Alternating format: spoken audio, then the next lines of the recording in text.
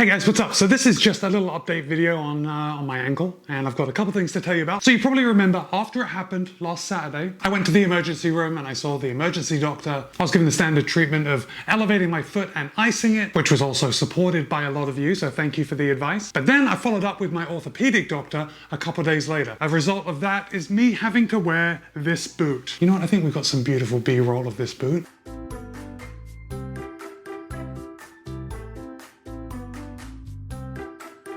And I guess the main thing that came out of me seeing my orthopedic doctor by going to that follow-up, as we all should when we do something like this, is that I will not be running the Boston Marathon this year on October 11th. And guys, I know if this is the first time you're hearing this, that I've been shut out of the Boston Marathon this year. You're probably thinking I'm pretty disappointed. And yes, there is definitely a level of disappointment, but it's not as bad as you would think. In fact, I almost feel good. And this is how I put it into words when I was talking to my wife, when I was telling my mum, it's that deep down, I don't think that races should be going on right now because of COVID. Now look, maybe some of you in other places of the world have this whole thing locked down. I know that you guys down in Australia and New Zealand, you have a great system for dealing with it. I live in Florida, so we're on the news every day. If there is a right way to handle COVID, we do the exact opposite. It's nothing to be proud of. So I've kind of got that shading my opinion on races and lots of people gathering together. So really, I don't feel that these big races should be going on, but I am so into running and I'm dying to get back to racing that making that decision to not go to the Boston Marathon would have been impossible, and I would have done it. Even though I probably don't think I should be doing it, I probably would have gone. So because the doctor has told me, look, you're injured, you're going to do yourself more damage if you do go and do this race, it was almost a relief to be let out of it. Does that make sense? Let me know in the comments if that makes sense. And anyway, the bright side is that the 2022 Boston Marathon is still being planned for Patriots Day. So that is the normal day in April that the Boston Marathon has been held all the way back. So really, I don't have to wait too long. I can just register for the 2022 Boston Marathon and go then. And some of you are probably calculating in your head, well, man, you just hurt yourself. Let's see, 1, 2, 3, 4. The Boston Marathon is 6 or 7 weeks away, and my doctor said that this is a 6-week injury to recover fully from. So then my question was, well, you know what, even if I don't run for those 6 weeks, can I just go out and run the marathon? Probably could do it. I'll be doing other forms of cardio while I'm down, so it's not like I'm going to be going into it with no training whatsoever. And he said absolutely not. I really enjoy hearing from you guys out there that are sports injury professionals, physical therapy professionals. So if any of you out there want to write in the comments some exercises that I should be doing to get strong again, I welcome any advice, any feedback. So you know what, I guess what I do want to talk to you about, you know, this is a running channel, and I'm not really surprised at this, but my running shoe reviews do get the most views out of all my videos. So by now, a lot of you have already switched off, but for the few of you that are still here, wouldn't it be fun to review this? Let's do that right now.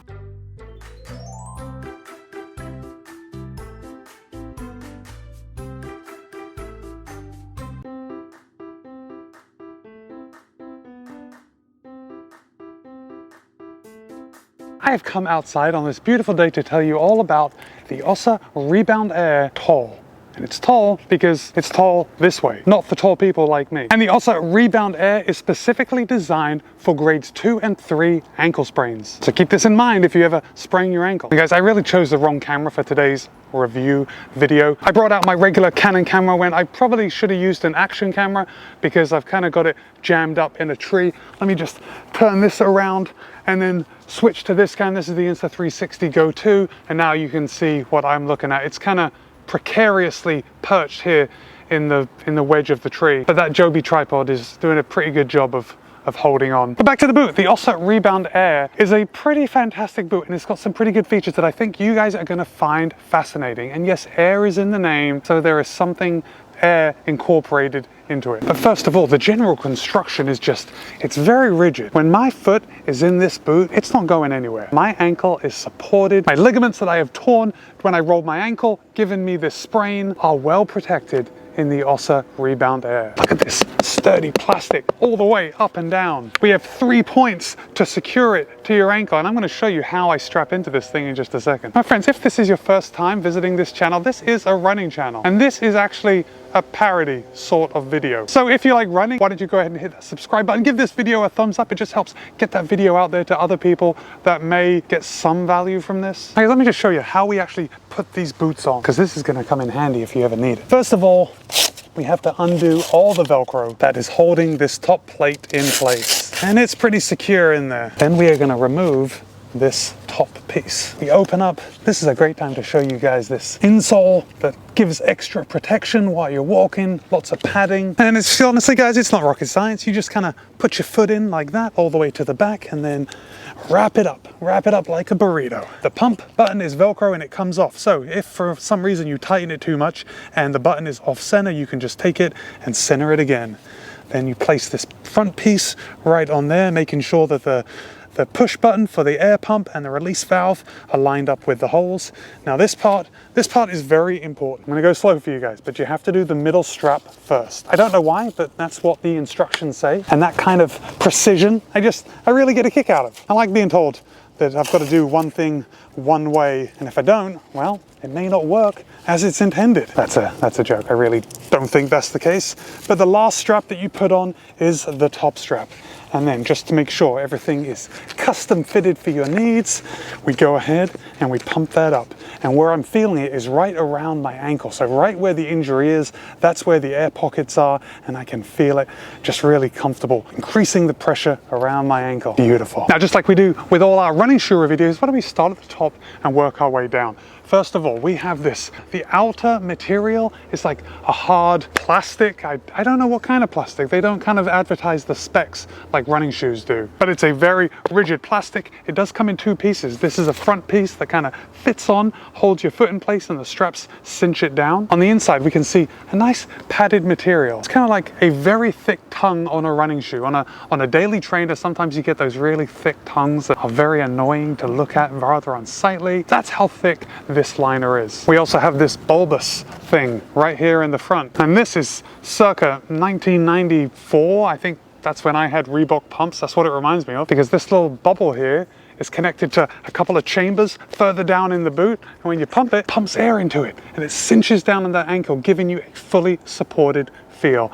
Then of course there is just a little release switch right here on the bottom. Press that, air comes out. Who knew that this mid-90s technology was gonna come back in 2021 to help me when I need it most? You notice all these little strategically placed cutouts. Well, that is to save weight, because this boot does weigh quite a bit, but it's also to increase ventilation. So if I'm hot and sweaty after an afternoon of doing nothing, sitting on the sofa with my foot up, my leg can get quite sweaty. These ventilation holes help keep me ventilated, keep the air flowing through. You know what I'm saying? You'll notice here on the toe, there's like this rubber toe guard. It gives a lot of protection to the front of your foot. Because sometimes when you put on a shoe or boot that's actually 4 or 5 times bigger than your actual foot, you're gonna have poor proprioception. You may kick something inadvertently. Also thought of this with the REBOUND AIR, and they included a rubber stopper to the front. So if you kick something, it's just gonna be like kissing a marshmallow. It's gonna be nice and soft. Come around to the back, we've got some beautiful OSA branding right in here. And now, guys, this is what you've all been waiting for, because this is where the money's made. This is the midsole. And the midsole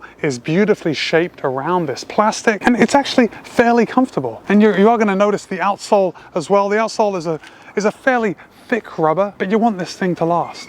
You don't want to be out walking around and then slip on some ice. We have very little ice here, so it's unlikely I'm going to be slipping on ice, but slipping on something. We have a nice thick tread pattern, and listen, I have to be honest with you, I haven't been running in this thing, so I don't know how well it stands up to moving a little faster. And to be completely honest with you, it's highly unlikely that I am going to go running in this thing, so just take my word for it. The outsole has some grip, at least walking around my house it does. Just like a lot of running shoes out there, we do incorporate rocker technology. So the bottom of the shoe is curved, and it kind of puts you onto a rocker. So when you step, you know, when we walk heel to toe.